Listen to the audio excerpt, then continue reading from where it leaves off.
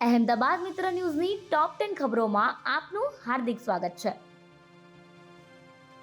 Metro court બહાર યુવાનનો જ્વલનશીલ પ્રવાહી છાંટી આત્મવિલોપનનો પ્રયાસ. અમદાવાદની મેટ્રો કોર્ટમાં ભરણપોષણ કેસની તારીખમાં હાજરી આપવા આવેલ એક યુવાને કોર્ટ સંકુલમાં જ્વલનશીલ પ્રવાહી છાંટી આત્મવિલોપનનો પ્રયાસ કરતા અફરાતફરી મચી ગઈ હતી. શરીરે દાઝી ગયેલ યુવકને સારવાર માટે હોસ્પિટલ ખસેડાયો.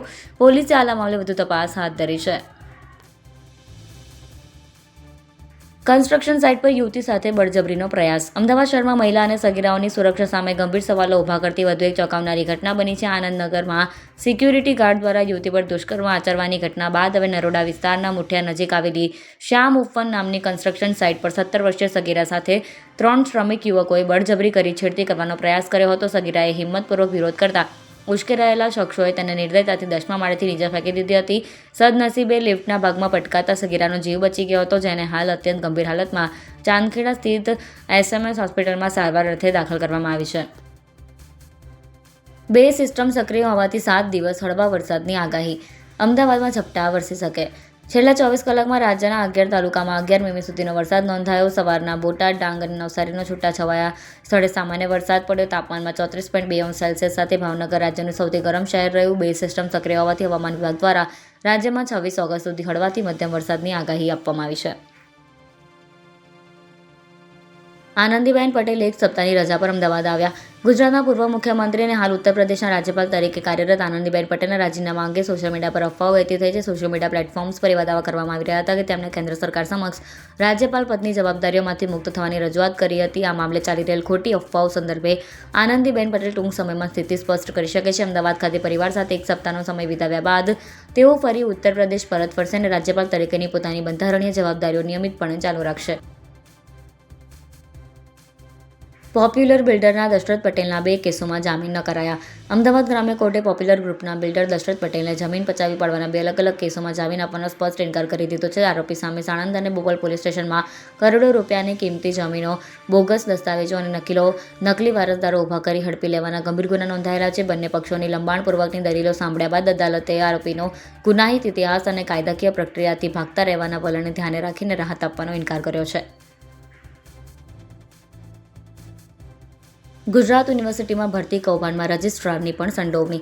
ગુજરાત યુનિવર્સિટીમાં તાજેતરમાં કોન્ટ્રાક્ટ પરના અધિકારી અને કર્મચારીની ભરતી કૌભાંડનો વિવાદ ચાલી રહ્યો છે. આ તમામ ભરતીઓ ખોટી રીતે કરવામાં આવી હોવાનું સામે આવ્યું છે. આ તમામ ભરતી પ્રક્રિયા યુનિવર્સિટીના રજિસ્ટ્રારની સહીથી જ કરવામાં આવી હતી, જેથી તપાસ કમિટી દ્વારા રજિસ્ટ્રારને 2 વખત નોટિસ આપીને બોલાવવામાં આવ્યા, પરંતુ રજિસ્ટ્રાર હાજર રહ્યા નથી. રજિસ્ટ્રારની આ મામલે સંડોવણી છે કે કેમ તે મામલે સવાલ ઊભા થઈ રહ્યા છે. રેસ્ટોરન્ટ માલિકોએ ગ્રાહકોને રિસેપ્શનમાં જ કિચનના લાઈવ CCTV દેખાડવા પડશે.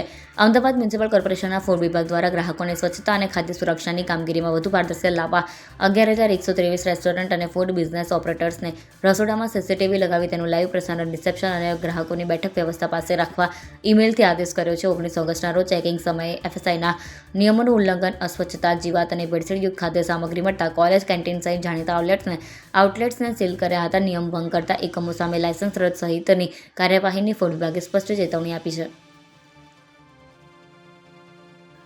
AMC અધિકારીઓના નામે તોડ કરતા દંપતી પર ACBની તવાઈ. અમદાવાદ શહેરમાં AMCના અધિકારીઓના નામે તોડબાજી કરી લાંચ માંગતા તોતિંગ કૌભાંડનો ACBએ પર્દાફાશ કર્યો છે. શહેરના સોનેરી ચાલ વિસ્તારમાં ગેરકાયદે બાંધકામ તોડાવી પાડવાની ધમકી આપીને AMCના અધિકારી તથા પોતાના હિસ્સા પેટે લાખો રૂપિયાની લાંચ માંગનાર મહિલા પત્રકાર અને તેના પતિની ACBની ટીમે ₹3.15 લાખની રોકડ સ્વીકારતા રંગે હાથ ઝડપી લીધા છે. આ મામલે ACBએ ગુનો નોંધી દંપતીની ધરપકડ કરી આગળની કાયદેસરની કાર્યવાહી હાથ ધરી છે. ચીમનભાઈ પટેલ બ્રિજ પર બેરિંગની કામગીરી માટે બમ્પ મુકાયો. જો તમે ઉત્તર ગુજરાત, પાલનપુર, કડી, કલોલ અને ચાંદખેડાથી સાબરમતી થઈને અમદાવાદ શહેરમાં પ્રવેશ કરી રહ્યા હોય તો સવારના સમય વહેલા નીકળજો, કારણ કે સાબરમતીનો ચીમનભાઈ પટેલ બ્રિજ પરના બેરિંગ બદલવાની કામગીરીના કારણે ટ્રાફિક જામની સ્થિતિ સર્જાઈ છે. બ્રિજ પર RTO તરફના છેડા બાજુ બ્રિજની બેરિંગ બદલવાની કામગીરી કરવામાં આવી રહી છે. તેના માટે લોખંડનો મોટો બમ્પ મૂકવામાં આવ્યો છે, જેથી વાહનો ધીમી ગતિએ ચાલી રહ્યા છે. આ કામગીરીના કારણે સાબરમતી ટોરેન્ટ પાવર 4 રસ્તા સુધી ટ્રાફિક જોવા મળે છે. સરખેજ સાણંદ ચોકડી પાસે રિલીફ હોટલની ગલીમાં ઇન્ડિયા એસ્ટેટ ટાયરના ગોડાઉનમાં ભીષણ આગ.